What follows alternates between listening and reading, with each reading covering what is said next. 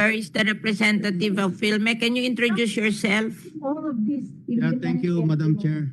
I'm Dionisio Alvindia, the Director for Philippine Center for Post-Harvest Development and Mechanization. You are the director. Yes, Your Honor. What is your name? Dionisio, Alvindia. Alvindia.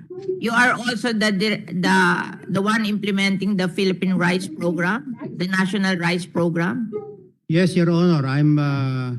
Concurrently, I'm the Director of Philippine Integrated Rice Program, wherein the National Rice Program and the Project Management Office of the RCEP are lodged under the Department of Agriculture. Why will the RCEP go to the rice program? That is not part of the National Rice Program. It was created by law, and that is the Rice Competitiveness Enhancement Fund. That is a different program than the National Rice Program. Why are you putting the Rice Competitiveness Enhancement Fund under the Rice Program? That is not. That is not the spirit of the law. Yes, Your Honor, it's not under the National Rice Program. In fact, you better tell your don't implement this memo. You have two memos that you implemented through Secretary Dar. The memo 34, which created an advisory council to implement the mechanization program of the Rice Competitiveness Enhancement Fund. That is against the law. That is against the law. I will tell you, I will file a case against you if you don't stop this advisory committee na to. Yeah. Because when we passed the rice tarification law and creating the Rice Competitiveness Enhancement Fund, I remember Senator, we gave the authority to PhilMec, and Senator, Senator Recto asked me, why are you giving the authority to PhilMec? Why are you not giving it to the Department of Agriculture? And the senators stood up. Many senators stood up. At sinabi nila, pag binigay mo yan sa Department of Agriculture, hindi mai-implement yan. Kaya, that is the spirit of the law. PhilMec will implement the mechanization program of the Rice Competitiveness Enhancement Fund, not the Department of Agriculture. And there should not be any advisory council to stop it. Kasi alam mo, nung mag-create kayo ng advisory council, hindi na naka-implement ang PhilMec. 50% of the Rice Competitiveness Enhancement Fund is with PhilMec. Kasi, kaya namin ginawa yon dahil based on study, kaya hindi competitive ang ating rice farmer because they are not mechanized and they are using not good seeds, hindi productive seeds. Kaya ang malaking budget ng Rice Competitiveness Enhancement Fund ibinigay sa PhilMec 50% and 30% to PhilRice. To PhilRice so that they will provide the farmer the inbred seeds na kailangan nila na mas magaling ang productivity. Because the cost of producing rice in Vietnam is 6 pesos per kilo. In the Philippines, it's 12 pesos per kilo. So doble tayo. And then tiningnan namin, 350 noon because of lack of mechanization, yung additional 3 pesos and 50 centavos, and 2 pesos noon dahil dun sa pangit na seeds. Kaya nung isinulat namin ang Rice Competitiveness Enhancement Fund, ang focus is the seeds and the mechanization. Tapos, nung ayaw sumunod si Baldwin Halyurina nakontrolin niya ang supplier ng machine, pinalit ka. Tapos nag-create kayo niyang committee na yan. That is against the law. I will file a case against you. Ipatanggal niyo yan. Hindi yan ang spirit of the law. Sila ng requirement. Oh. Kasi gusto nilang kontrolin yung purchasing ng machinery. Lahat na lang sila. Ano ba? That is against the law. That is not the spirit of the law. Kaya nga ibinigay sa kanya-kanyang agency para mabilis. Para Ngayon, nakialam na naman kayo. Kung masakit dyan, ang nasisisi, yung batas. Hindi yung batas. Sila. Kaya, iho, tanggalin nyo yung inyong na yan. Ano yan, memo number 34? Ano tong market presence? Ewan 10-year ko. market presence? Basta, kaya binigay yan sa PhilMec, siya na mag-decide kung paano bibiling equipment. And during the time that Halurina is in charge, ang kanilang performance is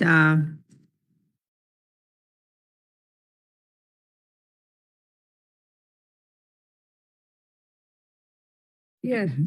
80 plus, 80%. 82.75%. Ngayon, to the result. ang PhilMec, 43%. As a matter of fact, Madam Chair, if I may, I have in my possession the statement of appropriations, obligations, and distribution and balances of the PhilMec January 1 to June 30 of 2022. So this is with regard to 2022. Out of the 7.6 billion appropriated for the agency, the disbursement over appropriation rate is at present 2.1% or only 159 million. So even looking at the obligation rate, your rate is a mere 5.8% performance. Napakaliit naman ito. Compared nga dun sa dati na nakaraan, nakakapag-deliver kayo ng 82.75%. Yes, At oo. magkaganto. What Tinanggal is this reason? tinanggal si Halurina, Baldwin Halurina, pinaltan niya. May we know from PhilMec what is the reason for this very glaring non-performance in the last 6 months? Yeah. Hindi naman ganito dati. Nakakapag-deliver naman kayo dati. Yeah. Anyari? Yeah, thank you very much, Your Honor.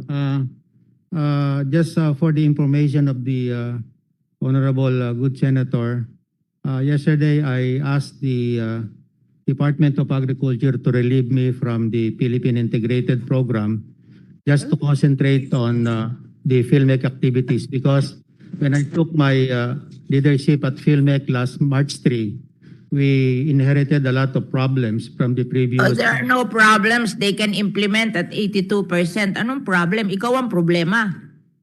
No, ma'am, we have a problem on how to pay Nila itong suppliers now. invento sila ng bago. Because you created this, ano tawag dito? Advisory Council. The chairperson is the Undersecretary for Operation and Agri-Fisheries Mechanization. Co-chairperson is Undersecretary for Research, Innovation, Training, and Extension Support. And members is the Executive Director of PICAP, Director of BAFE, President of Central Luzon University, Executive Director ng Metal Industry, President ng Agricultural Machinery Distribution Association, Director. Walang ganito sa law, iho. This is against the law. Wala akong inauthorize sa law. Malinaw na malinaw, only PhilMec. Walang ganito. This is against the law. This is against the spirit of the law. May interpolation yan eh. Tinanong na nga kami bakit ibinigay sa PhilMec. Kasi sabi ng mga senador para ma-implement. Kasi pag dinala mo sa DA, hindi mai-implement.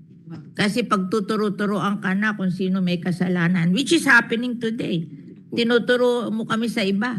When in fact, kung PhilMec yan, siya ang sagot dyan. Pag hindi siya naka-implement, siya ang sagot dyan. Iyon ang spirit of the law.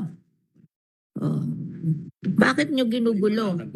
Ba't nyo ginugulo? Ito, memo ni William Dar. Oh.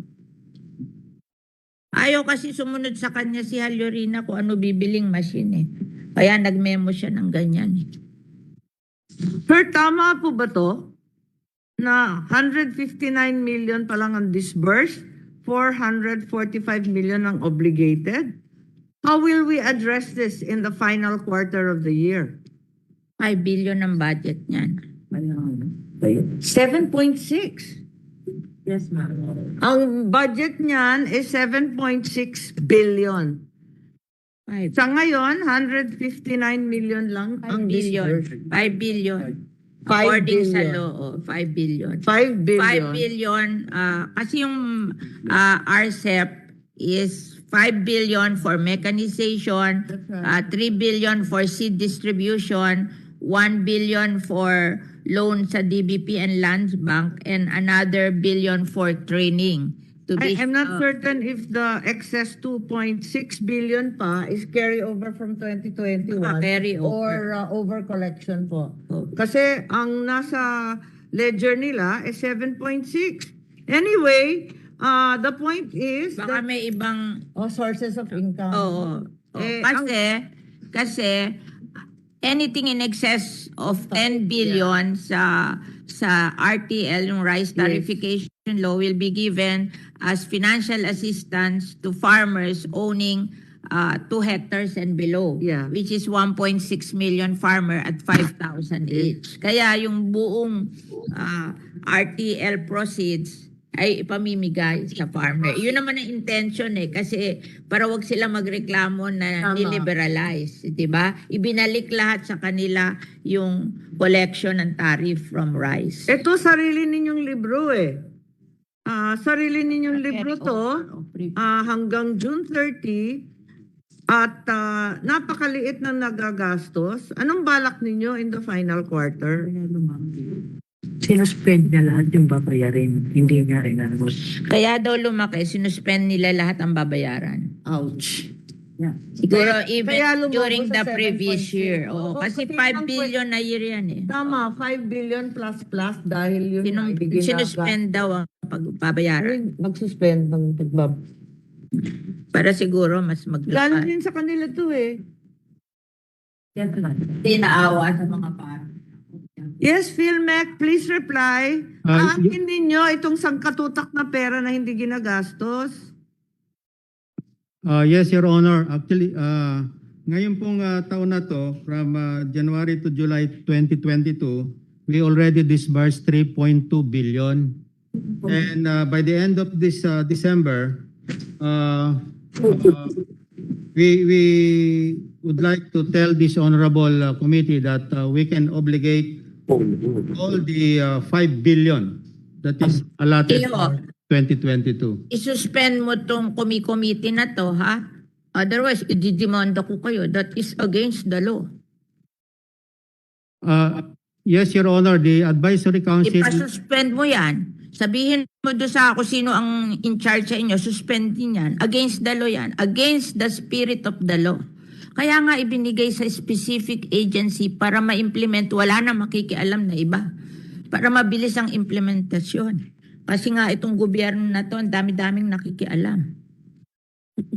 Yes, Your Honor. Actually, we have not implemented that. Ilan nyo yan? Order. And it came. Ako magdidemanda sa inyo. I will spend for the lawyer's fee para idemanda kayo. People of the Philippines against you. Mali yan. Talagang kaya namin inilagay kung sino mag-i-implement para alam namin kung nasaan ang pera at kung sino hindi nagtatrabaho. Gagawa nyo ng ganyan. Diba? Ba't gagawa ng ganon? Nakakaawa yung magsasaka. Ano talaga nakakaawa? Daming pera para sa kanila. They keep saying na dagdagan ng budget. Hindi totoo yun. Hindi ginagasta budget. Saan ka na? Kita billion-billion. Billion, sabay hindi ba? At saka ito, hindi to galing sa GAA. Ito ay galing sa rice tarification law. Oo. Ako, pumayag lang ako ipasa yan rice tarification law because ibibigay lahat sa farmer yung proceeds ng rice tarification. Mabuti na yun kasi wala naman silang binibigay sa farmer. Ito, nasa batas, ibibigay nila lahat. Bakit ayaw implement? Okay. Hindi naman sa kanila galing. Miski yung Coconut Industry Development Fund, nakadeposit na yun sa Treasury. Yun yung napagbilhan ng, ng San Miguel Corporation di ba? 80 billion Yun na i-distribute 5 billion a year. Ayaw distribute. Mahigit na 1 taon. Hirap na yung coconut farmer. Bakit ganun to? In the meantime, can we also request a complete list of the recipients for mechanization? Kasi ilan lang yata ang nakareceive ng anumang makinarya. Paano ba ito ginagawa? You have a prioritization list? No, they have a list of rice-producing towns. Right. And pero then, pag kinausap mo, wala ibibigay naman nakatanggap. dun sa co-op, dun Correct. sa rice-producing town. Right. Co-op ng rice farmer. Pag walang co-op, ibibigay sa local Sa government. local, oo. Dalawa. Si- Kaya hindi pwedeng hindi ibigay kasi lahat naman ng bayan may local government, Oo nga. di ba? So, May listahan po kayo? Kasi ang daming nagrereklamo. May listahan po kayo na nabigyan na? Yes, Your Honor, meron po. Ipoprovide po namin yung committee ninyo ng listahang nabigyan na at saka yung pong mga listahan ng mga prospective beneficiaries ngayong nakaprograma pong 2022 po namin. sige. Okay. Oo, kasi yung mga prospective, antay na ng antay. Sabi nila, wala na nga yung 5,000 pesos subsidy for rice farmers, wala pa itong PhilMec na mechanization, wala pa yung fertilizer na sinasabi. Talaga namang labis-labis naman ang pahirap sa ating mga magsasaka. Kasi yung fertilizer galing yun sa National Rice Program, hindi yung galing dito. Oo. Kasi nga yung National Rice Program, pinamimigay niyan yung hybrid Seeds plus at saka fertilizer. Yun ang Oo. focus nila. Kami, mechanization, And seeds, inbred. seeds. Kasi mas mura yun Oo naman. 30 pesos per kilo lang yun. Yung hybrid 250 pesos per kilo. Kaya hindi naman, yung mahihirap naman Tsaka ang hybrid, maraming input kailangan doon. Hindi naman kaya ng mahihirap na farmers yun. Kaya yung hybrid, binibigay doon sa mga sikat na Mga malalaki. Yung inbred, yun yung pang small farmer. Ito nga yung problema kasi ang pakiramdam na ng ating mga farming communities, sadyang inaapi sila ng DA.